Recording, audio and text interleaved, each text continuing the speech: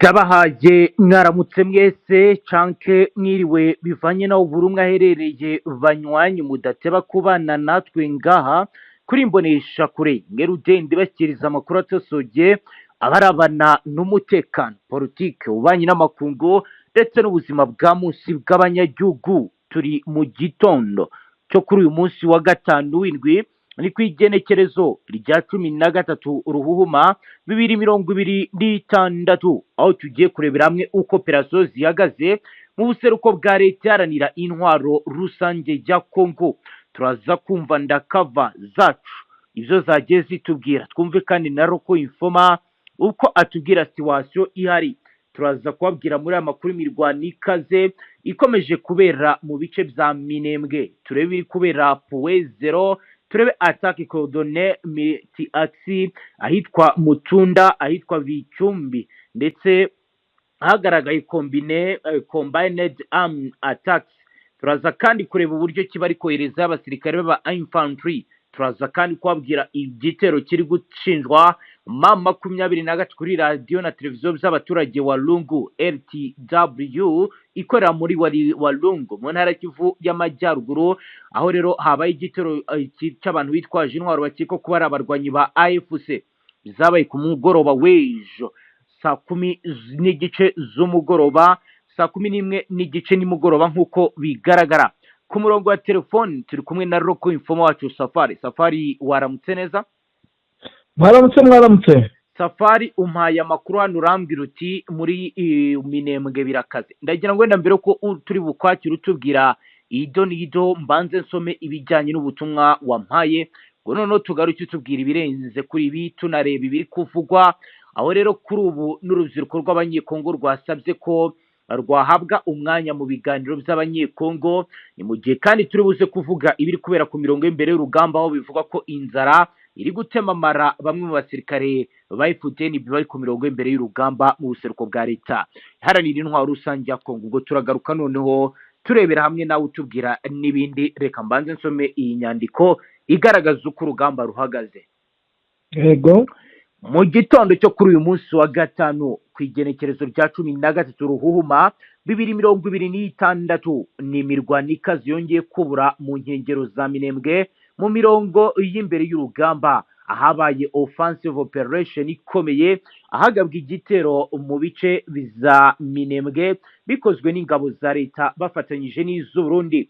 Bikaba rero biri kugenda bikorwa mu rwego rugamije gukora breakthrough no kwigarura position strategique zigenzurwa na MRDP twirwaneho, nk'uko amakuru atugeraho abigaragaza. Reka turabe situation generale cyangwa se overall battlefield situation nk'uko rero bigaragara. Ku ruhande rwa leta rwatangije attaque coordonne miti axi ruvuye mu byerekezo byitwa Mutundu, Bicumbi, Puwezero. Bakoresheje kandi combined arms tactics zirimo infantry, motorized fire support, indirect cyangwa se morotse arudre. Bakoresha kandi arene tactique yakoreshejemo drone arme ndetse n'imitwe yihariye y'abakomando yagenewe kurwana mu buryo bwa infiltration behind the enemy lines. Aba rero ni abanakonda bazanwe. Intego nyamukuru kwa rugusenya defensive belt ya MRDP twirwaneho kuri axi ya Kalingi ukomeza Bigego ukakomeza Mikenke, hagamijwe kwisubiza Minembwe centre no guca imiyoboro ya logistique ihuza ingabo zatwirwaneho n'ibirindiro byazo biri mu misozi miremire hafi aha. Nk'uko rero bigaragara ku bijyanye n'icyo nakita mu rurimi rwa gisirikare dispositif des forces cyangwa se force deployment, nk'uko bigaragara kandi bivugwa.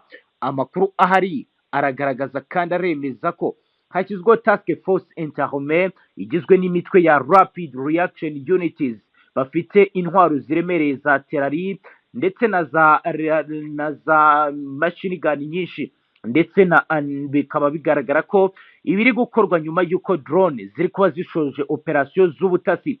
Nk'uko amakuru ahari bigaragaza, MRDP twirwaneho ifite defensive posture en profondeur ishingiye kuri defense inclinée yubatse mu buryo bw'imyobo ndetse na observation poste mu misozi ya Karingi ibafasha kureba kure bakabonera kure aho abarwanyi baturuka. Bari gukoresha kandi uburyo buzwi nka guerrilla warfare tactics, harimo ambushes, hit and run tactics ndetse na counter offensive localized actions nk'uko bigaragara. Guhera ku isaha saa 12 za mu gitondo nibwo ihuriro rya FARDC ryatangiye artillery preparation barrage rikurikirwa na ground assault ku mirongo ya Karingi Bidegu. Icyakora MRDP twirwaniye yakoze counter battery fire ikoresheje mortier moyen ndetse na arme ruled zapi ihita isubiza inyuma ingabo zari zitangiye penetration tactique mu nkengero za Karingi. Mu masaha ya mbere imirwano rero mu bice bya Karingi hari kugenzurwa niri na MRDP twirwaneho nubwo hari counted zone mu bice byo hepfo. Biteguro habaye crashes intensities rapproché, harimo urban style combat mu ngo z'abaturage. Hari kandi axe Karingi Mikenke iracyari under film control ya twirwaneho, bityo rero igahagarika logistical resupply ku ruhande rwa leta. Hagaragaje kandi ikoreshwa rikomeye rya drone armée zakoze prequisition strikes ku birindiro bikekwa ko ari ibyatwirwaneho, ariko kandi ani makuru ari guturuka mu baturage aragaragaza ko hari collateral damage, aho rero bimwe mu bisasu byaguye muri zone civile bitera panique generalize ndetse na oxida temporaire y'abaturage. MRDP twirwaneho nayo iravuga gukoresha anti-drone small arm fire ndetse na electronic jamming at additional mu kugerageza kugabanya ubushobozi cyase aho bazanye n'abikoranabuhanga ry'ubwirinzi mu kirere. Ku ruhande rwa leta kuri ubu kugera ku ntego ntabwo byoroshye. Parcelle la ligne de défense principale ntabwo iragerwaho, ntabwo barinjira muri phase de regroupement tactique cyangwa se articulation des forces kuko rero amakuru atugeraho bigaragaza. MRDP twirwanayo ikomeje tineri sans position créée ikora contre attaque locale igamije gusenya momentum offensive y'uruhande bahanganye. Isesengura rya gisirikare riragaragaza ko FARDC ishobora kongera wave offensive nshya mu masaha akurikiyeho ikoresheje renforcement zavuye ibaraka na bibogobogo, mu gihe MRDP twirwanayo ishobora gukomeza defense mobile ndetse na tactique igamije gutesha umwanzi ubushobozi bwo kugenzura tere. Mu gitondo cyo kuri wa gatanu rero kuko amakuru atugeraho ari guturuka iminembwe muri bice bya Minembwe haracyari phase de affrontement majeur, aho rero MRDP twirwanayo ifite avantage tactique locale mu gihe FARDC iri muri posture offensive prolonge ishaka changer l'équilibre stratégique muri aka gace. Iyi mirwano iracyakomeje kandi haragaragara escalade militaire ishobora kurushaho kwiyongera mu masaha ari imbere bikongera risque humanitaire majeur ku baturage b'abasivili. Ku murongo wa telefone rero nkuko twabibabwiye dutangura turi kumwe na Roko Informa wacu Safari rero ndagira ngo nyuma y'aya makuru nawe tubwire ibirenze kuri biri kugenda biba ku mara situation mu bindi bice. Ndakubwiye ngo magingo urabona yuko nyuma yuko mu masaha y'umugoroba ari abasirikare b'abacanshuro bongewe bashyashya bakabongerera ibaraka niho baraye muri hoteli Rusambya. Yego Safari, iyi hoteli Safari kumva neza. Ndi kukubwira nti kuva ku masaha y'umugoroba FARDC bakiriye abacanshuro benshi yego bashyashya basaga abandi, aho nkubwira ko magi ariho noneho basa nkaho bari, kuko urabona ko n'abari bari mu bamanutsemo kuko bamaze kubona ko AFC ishobora kuba yafata uno mujyi w'ibaraka. Yego bagakora deployment. Urabona ko n'ubundi ibizindutse bazindutse n'ubundi bari mu mirwano ikomeye muri no misozi ya za Baruta. Yego aho no kuri Puezeho bongeye bagakoramo ibindi bitero bikomeye cyane. Ubona yuko n'ubundi imirwano ikomeye. Yego mu bigaragara rero biteye ubwoba. Urabona ko hose hari kugenda habonekamo atake cyane cyane kuri puwezero za tuwe hano. yego aringiyo urabona ko bisa nkaho hashobora kuba harimo abafagidesi bamaze kugerayo. yego Safari. ariko za Rugezi, Minembwe, Irindu, za Namakura, za Mahembe, za Myanga, za Muriza, za Kamombo, za Bijombo, za Kinyokwe, za Kipupu, hari n'uduce twamaze kwinjiramo inuza nyine nka tuno twa Ngomiyano na Marada. urumva n'uduce twenda kwegera nyine Mikarati. hari n'utundi twa Kakenge, hari za Kabingo, Irumba, Kisombe, hari na Kirumba na Kahwe. utu ni uduce n'ubundi ubona duhangayikishije MRDP twirwaneho na AFC, kuko urabona ko basa nk'abatugotagose kugira ngo barebe buryo ki n'ubundi badukuramo. urumva ko imirwano isa nkaho yahinduye isura nyuma y'uko bakoze deployment mu masaha y'umugoroba. urabona rero hari kumvikana za mbunda basigaye bakoresha mu minsi ine ishize. bari gukoresha imbunda ziremereye gusa, bigaragaza ko n'ubundi gahunda bafite ariyo kumenasa AFC na MRDP twirwaneho mu buryo bukomeye, kuko imbunda bakoresha ziba ari iz'imisaga. izi mbunda rero z'imisaga nta kindi zikora, ziba ari izo gusenya cyangwa zikarimbura ibirindiro bigiye bitandukanye. yego uburyo rero bafite maginga ya MRDP twirwaneho ni ukuba wenda basa nkaho bava mu maka yabo ngo ni ibirindiro, kuko n'ubundi babaye babirimo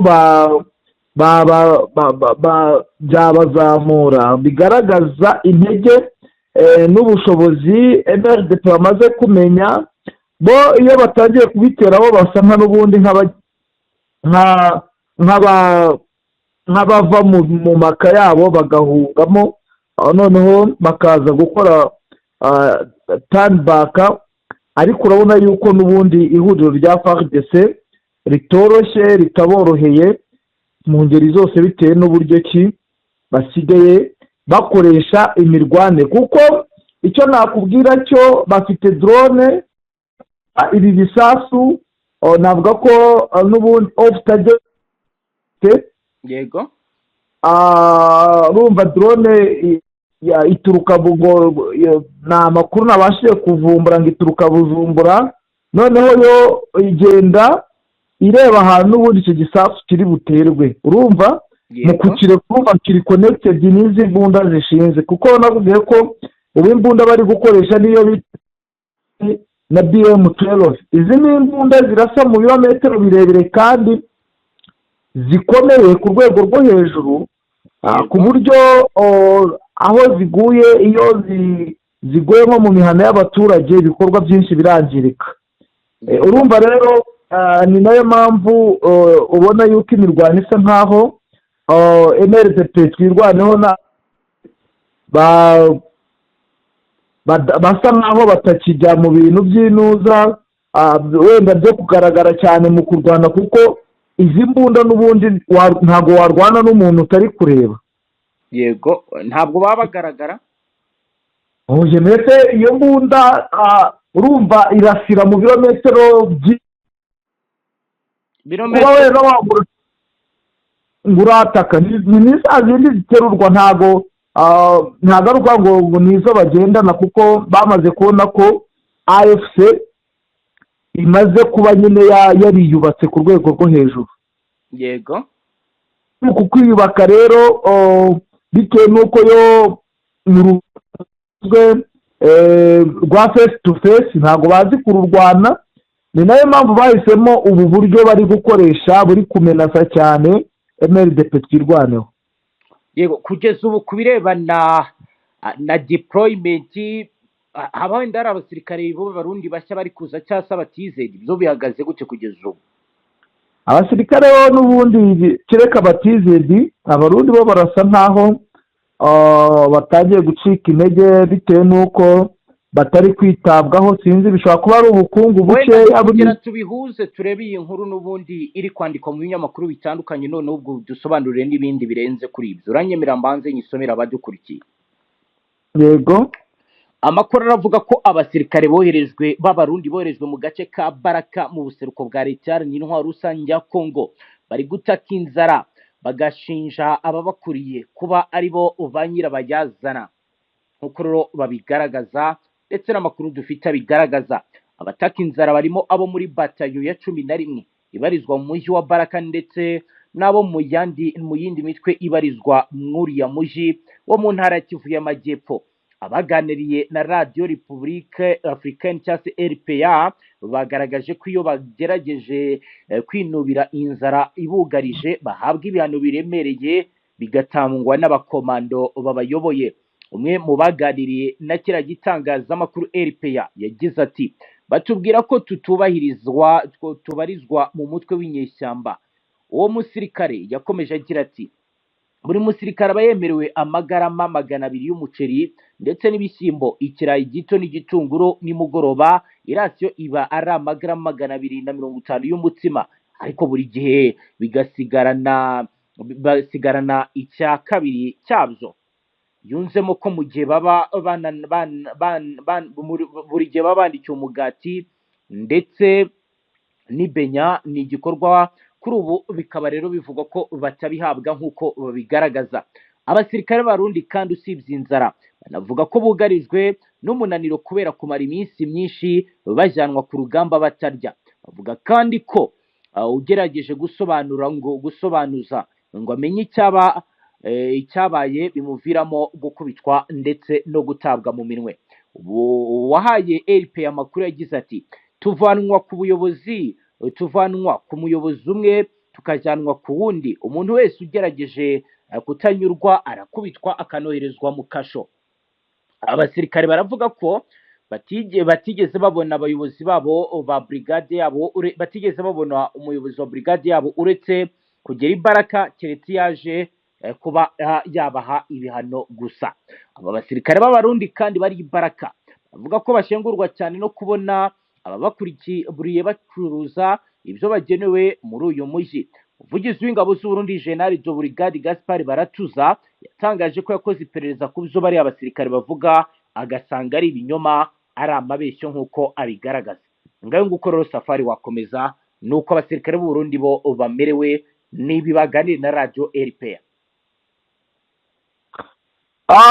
Wenda ko bari kuvuga, wenda si rimwe na rimwe hari igihe wenda ushaka kwibaza ngo ni inzara, ariko icyo nakubwira cyo n'ubundi sapoti ni nkeya bitewe n'uko bafite akazi katoroshye.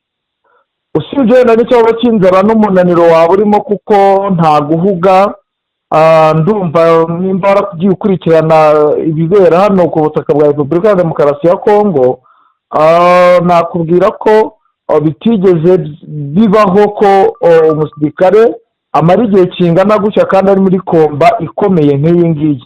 Urumva harimo n'umunaniro ndetse no kuba ibyo bari gufosingwamo ntabwo biri gukunda, bari kuri puresha n'ubundi, ariko itaboroheye kuko urumva nimba bari babahaye iminsi, ndumva bari babahaye iminsi 3, uri kubyumva? Abari mu Buvira bari babahaye iminsi 3 yuko baba bari bakuyemo Perezida de Ruzizi bageze Ikamanyora. Abari hano ndende kuko kazi bashinzwe batagakoze, biranashoboka cyane kuko urumva mu minsi 3 bari bihaye barimo bakora deployment hano mu Minembwe, bari batanze iminsi 2. uri kubyumva? Yego. Muri ya minsi 2 urabona ko iminsi 10 hari komba. Yego. Kuva imirwano yakubura ikomeye hano mu Minembwe iminsi 10 ndumva ishize, abantu benshi ntabwo bari babitekerezaho ngo banabikurure. Yego.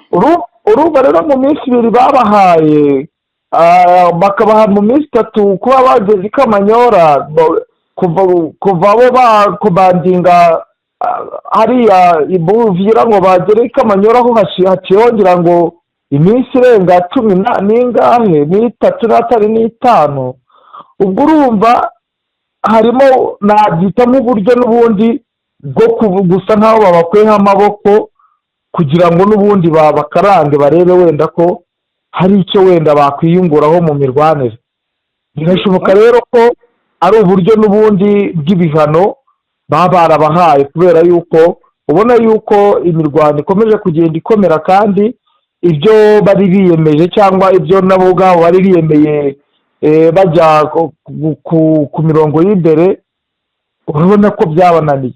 Muri ino minsi rero, mu minsi yashize barwanaga nk'abiyahura, ari nabwo wabonaga ko hatangiye gupfa abantu benshi, akaba ariyo mpamvu hahise habaho noneho kurwana mu buryo bw'ubwiyahuzi, kuko nabwo nk'uburyo bw'ubwiyahuzi, kuko gukoresha izi mbunda z'abatirane ntabwo ari ibintu bishobora kumenyekana yuko byibo cyangwa bishobora kugaragaza ko umwanzi wamuhashije, kuko abafite gahunda zo kuba keretse nk'abaturage bo nibo bahura n'ibibazo, ariko nk'umuntu w'umusirikare we zino z'abatirane n'ubundi ntabwo yazamura umutwe, bazikwepa n'ubundi bikanga bikaba iby'ubusa, n'ubundi bakaba abo bohereje ngo baje gutata ngo barebe wenda ko mu maka yaho, kuko baba bagize baza aho abakungu bibariye kava bakabamenagura, ukabona n'ubundi nyine ibyo bakoze nta musaruro bitanga, rimwe na rimwe ku ruhande rumwe na rumwe. Urumva rero ni ikibazo gikomeye cyane, ni icyo kibazo kihari, ni icyo kibazo kigoye abo basirikare baba FDLR, kuko abo bakongomani bo bafite abaturage babashyigikiye, baragenda n'ubundi bakabaha ibyo kurya bakirira, habayeho mu buzima bwiza kuko bari iwabo. Hari aho kuba bategereje ibitu agasigana, abantu benshi ntabwo babimenye kuri kote y'u Burundi na kote y'i Kinshasa, hati mwebwe mugomba kwita ku basirikare banyu, mukabagaburira, mukabaha n'ibikoresho.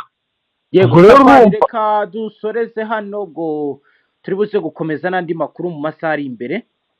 Yego nta kibazo. Namwe banywanyi mudateba kubana natwe ngaha kuri Imbonesha kuri mwe Rudende, bashyikiriza amakuru atosuye abarabana n'umutekano, politike, ububanyi n'amakungu ndetse n'ubuzima bwa munsi bw'abanyagihugu. Dusoreje ngaho dukurikiye bwa mbere, Shonda Sabone ntuzongere gucukundi n'amakuru ndetse n'ibindi biganiro tubashyikiriza ngaha. Hasta la vista.